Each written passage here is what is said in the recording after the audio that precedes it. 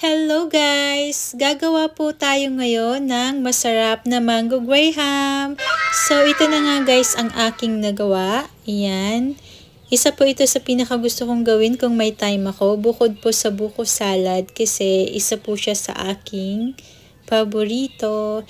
And now ipapakita ko po sa inyo kung paano ko po siya gawin. So, meron na po tayo ditong mga ingredients. Meron na tayong graham crackers, condensed nestle cream, and syempre ang ating mangga. Na-chill ko na din po ng very light ang ating nestle cream. And then, ihahalo na po natin ang ating nestle cream and ang ating condensed. Ayan. And then, gagamitan lang natin siya guys ng electric mixer para po maging foamy ang ating cream. And kailangan guys, sakto lang ang ating texture dito. Hindi gaanong foamy. Dapat sakto lang para po mapalambot pa rin po ng cream ang ating crackers.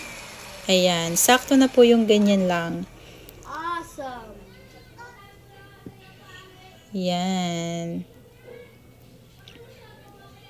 Parang yung cream pa lang guys, sobrang sarap na niya. And syempre, tinikman ko din po yan kung sakto na yung tamis. Ayan, magsiset na po tayo ng ating mango graham. So, paulit-ulit lang ito guys.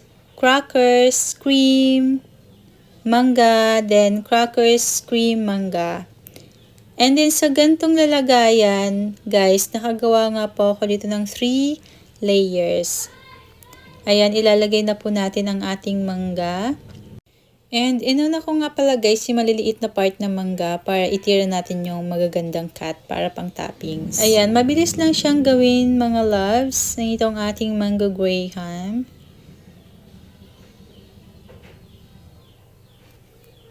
Yan, mag-cut lang tayo dun sa mga gilid-gilid.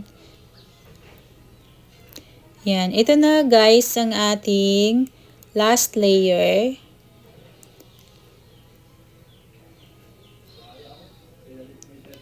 Ayan, medyo ipa-flatten natin siya dito.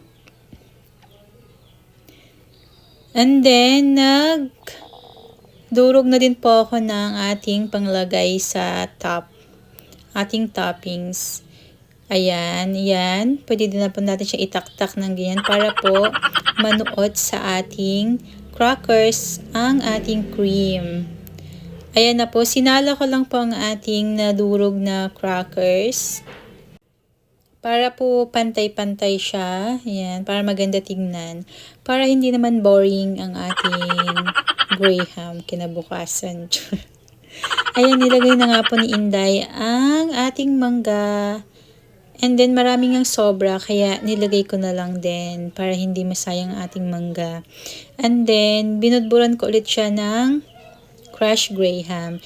And then, ito na nga po ang ating nagawa. So, guys, isi-chill na lang po natin to overnight. Ayan. So, ito na nga, kinabukasan guys, ito na po ang ating mango graham. So, magka-cut po tayo ngayon para tikman natin. Ayan, dahil kakakuha nga lang po natin guys ng ating mango graham sa chiller, ay after ko po siya i-slice, pinamelt ko po muna siya ng konti bago ko po siya tinikman or bago po natin siya kainin. Ayan, para mas malambot po siya. Ayan, ang sarap niya guys. Hindi siya matamis, sakto lang. And ang sarap ng cream. Ayan, sabi ni Inday masarap daw po. Si Inday na po yung tumikim dahil ayaw po ni Dodong magpakita sa camera. Kaya ako na lang.